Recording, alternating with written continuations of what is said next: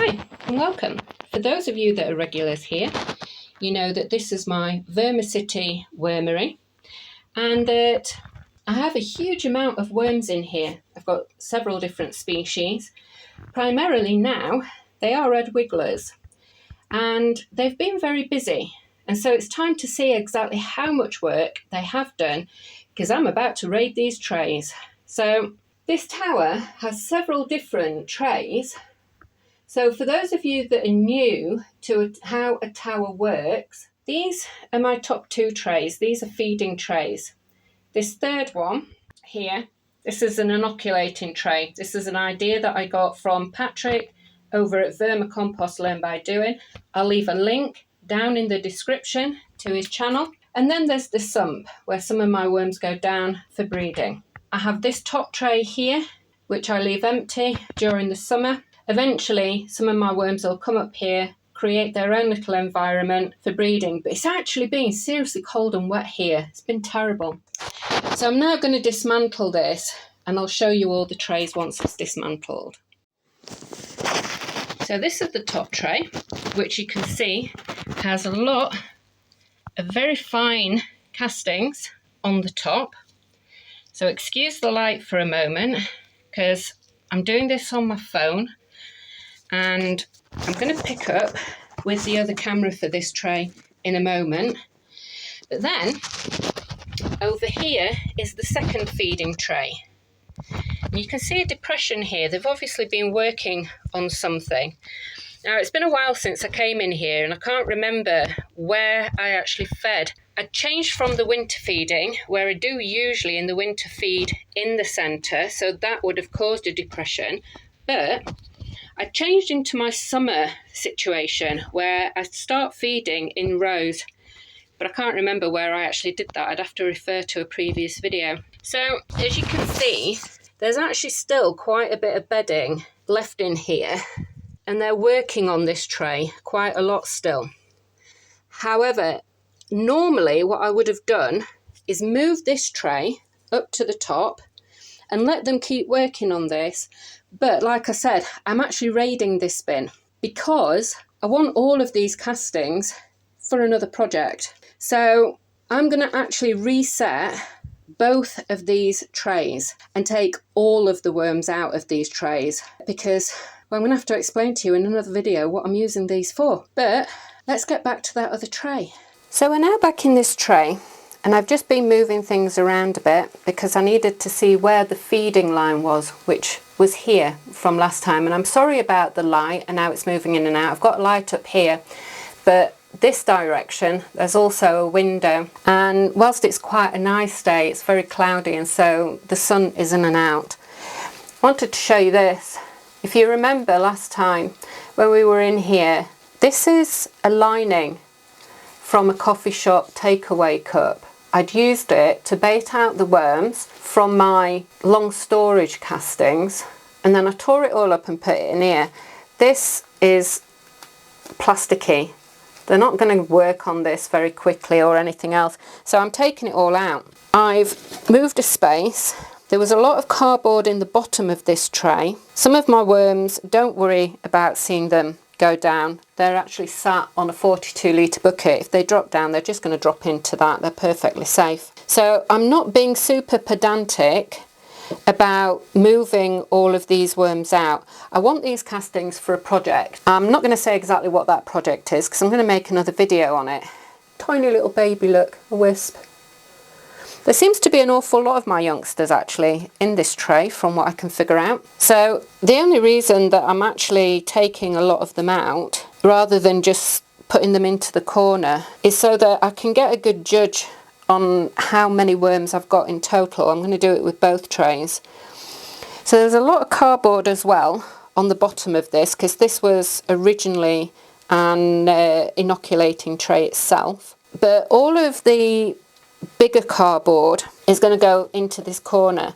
So as you may remember, I put loo rolls stuffed inside each other through the winter to absorb some of the moisture. So there will be worms in there. I also broke some of them up. So anything big can just go in that corner. I've got one of these buckets You'll recognise this if you've been with me any length of time.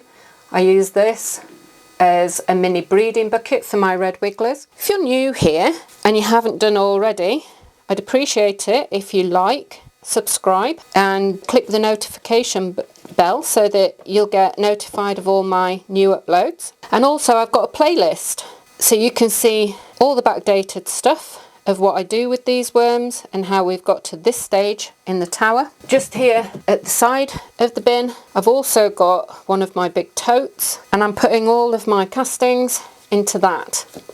Now, for those that are still new, I've got 3 species of worms in here, which are the European night crawlers, the red wigglers, and a very few Indian blues. Not a huge amount of them, but there are some. I think actually I've lost, if I think about it, if I'm being honest about it, I think I've lost most of my Indian blues. They're exceptionally fickle.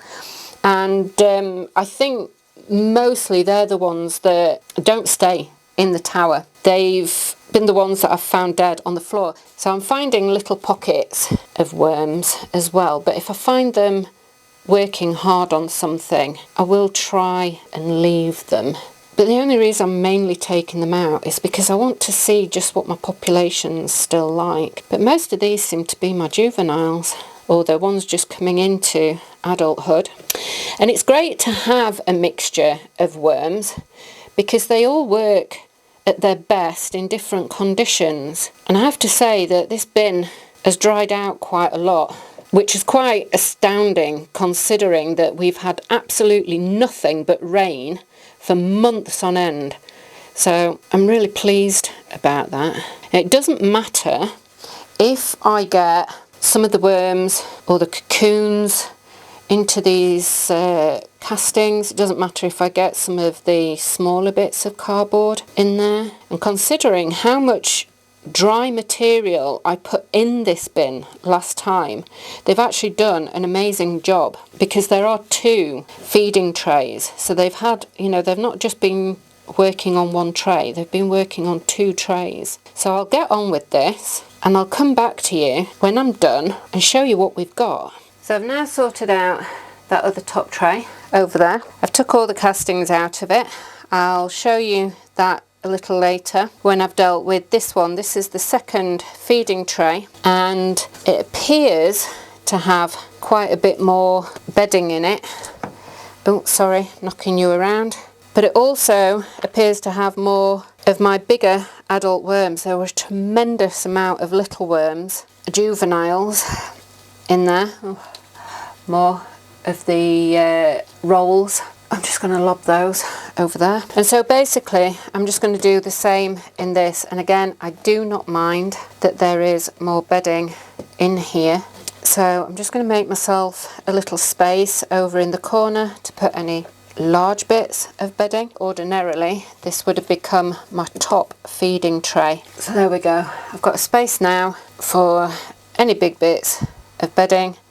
And I can start collecting all the worms. And again, I'm not going to be, well, you know, I said I wasn't going to be pedantic, but it took me forever because, of course I was going to be pedantic. I don't want to leave anyone behind. But here's the thing about this as well. I've got sight and dexterity issues. And so whilst I want to collect everybody, I can't actually see them all. And even if I could see them all, I can't grab them all. So there is a problem trying to get everybody out. But what I am going to do is leave this tote open to let it dry out a little bit. I can feel something. Oh, avocado. Now, let me just put these worms in the bucket. You can see in there, pot worms. That's the issue that I've had. So I actually don't want the pot worms. I want to get rid of as many of them as I can. And so that's another reason why, oh, there's absolutely tons. Sorry, little worm. It's another reason why I want to get this wetter bedding out of here and dry this out. So I'm just going to put that to one side. I've actually got a little tub here, and any of the major clumps of pot worms that I found I'm going to put in here and wash off the worms so that I can get them out. I've got another tub as well somewhere else. I did that with the other tray. And the inoculate, Do you know, I can't talk and concentrate on things at the same time. My brain just won't coordinate with things. Look at this tiny little wisp. It shows that my worms have been breeding. I'll leave those in there for the time being. I'll sort them out later. But yeah, it's another reason why I need to dry these bins out, because you can see these pot worms, they congregate wherever there's a huge amount of moisture. They like a more acidic bin, and whilst it's not a major issue for the worms to have the pot worms around, what it signifies is that there is an issue in the bin, and this had become quite compressed again, and I just don't want that. So we're going to get all these gathered up and get these castings out of here, the bins reset, and then I'll come back to you when I've got all these worms collected. So I had a slight change of plan, and what I decided to do was to reset all of my trays and to wash everything down except for the sump where I do have breeding adult worms. So this inoculating tray was dry in the middle, but it had worm castings and was damp all around the edge. Sorry I'm out of breath, but this has been taking an awful long time for me to do. And what you can see here is what's left. It's, as you can see, claggy. It's still exceptionally wet.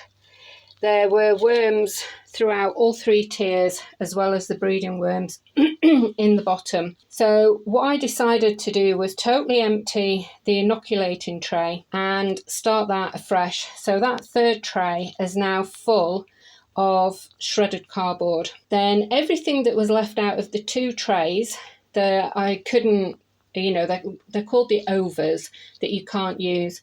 I put all of those together. Now there still are going to be pot worms and mites in there, but by washing everything else down, I've dramatically reduced the population of those. So I halved everything between the two feeding trays that I use at the top. This one, I have already put an awful lot of shredded cardboard into it, and I've fed it along this back row. Sorry the light is going in and out, but I'm on my phone again because I'm exhausted.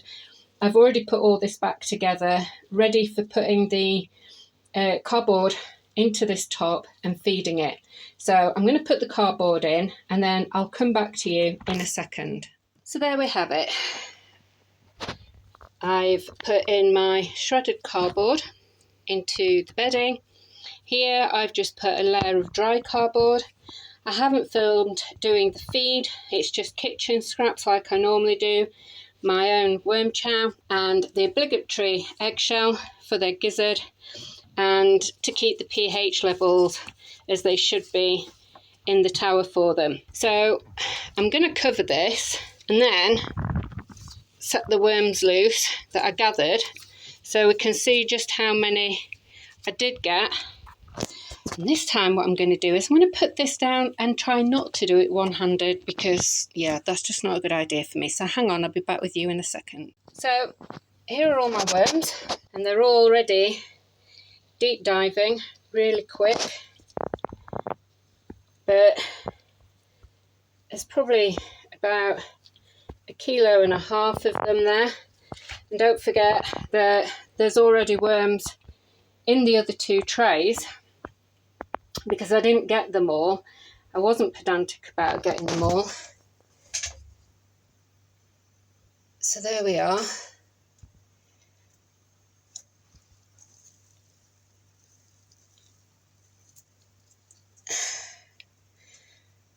All my bigger worms are actually for my red wigglers are in my breeding bin. And all the European night crawlers are down in the sump breeding. There's actually loads of them down there. I did mean to show you, but I just got too busy. So I'm actually going to bury these worms because it's hot in here today. Well, it's not hot as such, it's humid, but I'm absolutely exhausted. And so I need to get them buried so I can get this back together. But they're deep diving pretty quickly anyway.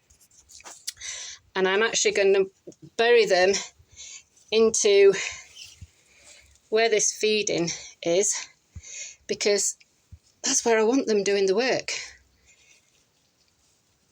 So they can go and dive down into there, like that. And so I hope you'll come back to watch the next video to see what I use all these castings for. Oh, I better show you those, hadn't I? I forgot about that. You see, I keep getting complaints that my videos are too long and I ought to make shorts. Well, I've been doing this for hours on end, and yeah, sorry, I'm trying to figure out how to do this. So this is my tote. This is all the castings I got.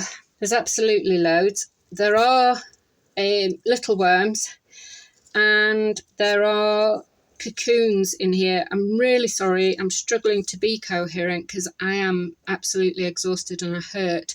But that's the thing.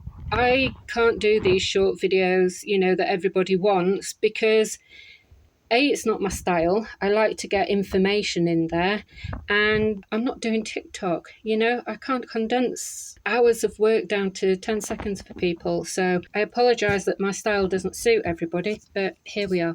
So these are the castings. So I'm going to show that in the next video, and I hope you'll come back to watch. Like I said, I've got links down in the description for you, and there's also that playlist for those of you that have not seen my previous videos or want to rewatch them for the information in there. Thank you for joining me. Look, those worms have already gone down. Bye for now.